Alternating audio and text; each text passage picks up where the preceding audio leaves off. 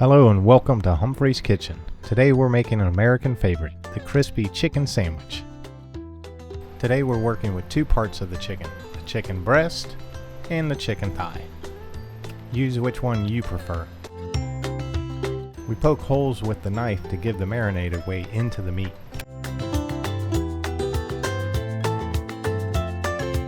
Once done, we put the chicken into a plastic bag with our buttermilk and hot sauce.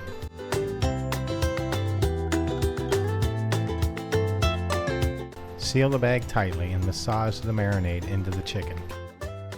Once that's done, place in the refrigerator for at least 6 hours.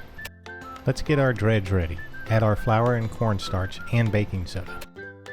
The baking soda will give us more of a crispy crunch when combined with the buttermilk. Then we add our spices, granulated garlic, onion powder, and black pepper, and give a mix. Almost forgot the salt. Mix one more time for good measure. Now that our chicken has marinated for a while, let's fry them up. You can add a tablespoon or two of buttermilk to the dredge to give the crust even more crunch if you like. I don't always do this, but it does work fine.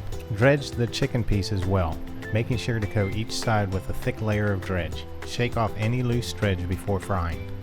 We're using vegetable oil at 350 degrees Fahrenheit. You can use canola oil or peanut oil if you like. We'll fry these until the internal temperature reaches at least 165 degrees Fahrenheit. This will take approximately 12 to 15 minutes. Once you see the bubbles around the chicken start to slow, you're getting close to being done.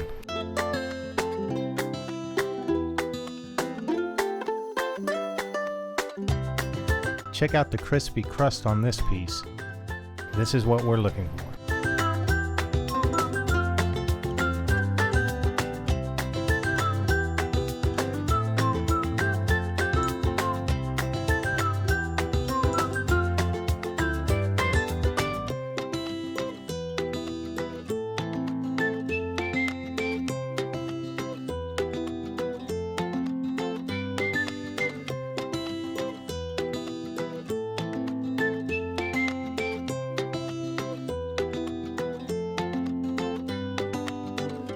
The chicken breast was the thicker of the two pieces and was right at 165 degrees, so I decided to let it cook a little longer.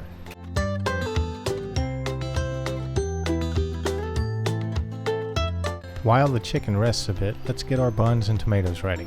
I'm using a Kaiser roll for these sandwiches. This was the first time using this recipe, so they aren't the prettiest thing, but they sure did taste good. I apply some soft butter and then toast them until lightly brown.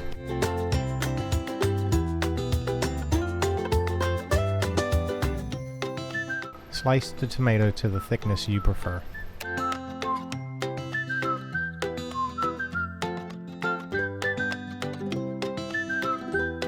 Let's assemble our sandwiches.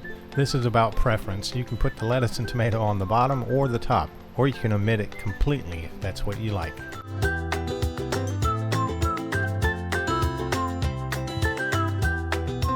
These sandwiches look and taste amazing. There's only one thing that's missing, a little buffalo sauce.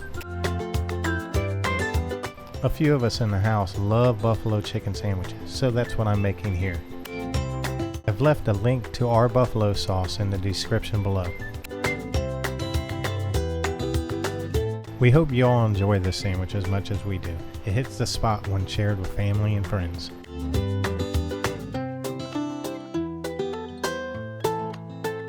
Please like, subscribe, and share. And until next time, please take care.